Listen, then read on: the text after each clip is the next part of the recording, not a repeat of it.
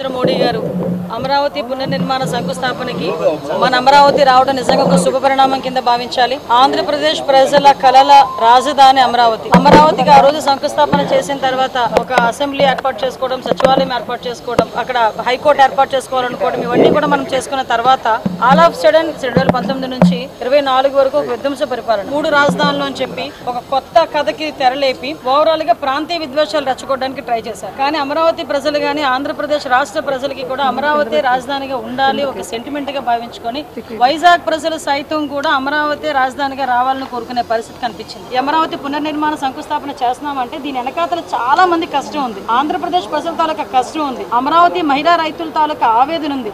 అమరావతి మహిళా రైతులు రోడ్డు మీదకి వస్తే పోలీసులు కాలుతో తరిన పరిస్థితి కూడా కనిపించింది. జైల్లో పెట్టారు, జుత్తు పట్టుకొని ఈడ్చారు, కడుపు మీద తన్నారు, ఆఖరికి రోడ్ల మీద భోజనం చేశారు. వీళ్ళందరి మీద ఒక్కొక్కరి మీద నిన్న చెప్తా ఉంటే 120 కేసులు 130 కేసులు ఉన్నారు ఒక్కొక్కరి మీద. మొన్నటి వరకు కూడా గౌరవ చంద్రబాబు నాయుడు గారు చేసిన న్యాయ పోరాటం, మన పవన్ కళ్యాణ్ గారు, అదేవిధంగా నారా లోకేష్ గారు, వీళ్ళందరూ కూడా కంకణం కట్టుకుని ఎట్టి పరిస్థితుల్లో ఆంధ్రప్రదేశ్ కి అమరావతి రాజధానిగా ఉండాలని చెప్పి కేంద్ర ప్రభుత్వం కూడా సహకరించడం నిజంగా చాలా శుభ పరిణామం కింద భావించాలి. నరేంద్ర మోడీ గారు ఈ రోజు అమరావతి పునర్నిర్మాణ శంకుస్థాపనకి ఇక్కడికి రావడం ఆంధ్రప్రదేశ్ ప్రజలందరూ కూడా పండగ వాతావరణంలో జరుపుకోవడానికి సిద్ధంగా ఉన్నారు. అందరూ కూడా నలుమూలల నుంచి రావడానికి సిద్ధంగా ఉన్నారు. దానికి సంబంధించిన ఏర్పాట్లు ఎలా ఉన్నాయని ఈ రోజు చూడడానికి రావడం జరిగింది. ఓవరాల్ గా రాష్ట్రం అన్ని మూల నుంచి వచ్చిన ప్రజలందరికీ కూడా ఎక్కడ ఎటువంటి ఇబ్బంది లేకుండా, ట్రాఫిక్ ఇబ్బందులు లేకుండా అన్ని సౌకర్యాలు కలగజేసి ఈ రోజు గవర్నమెంట్ కూడా ఈ రోజు సిద్ధంగా ఉన్నాం. మే 2వ తారీఖున జరగబోయే అమరావతి పునర్నిర్మాణ శంకుస్థాపన అనేది అంగరంగ వైభవంగా జరుగుతుంది.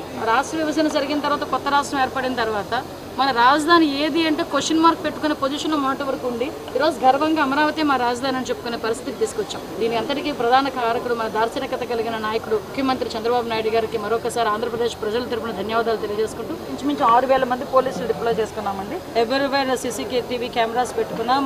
సెంట్రల్ ఫోర్స్ వాళ్ళు కూడా ఇప్పుడే వచ్చి మొత్తం అంతా చెక్ చేసుకుని వెళ్ళారు.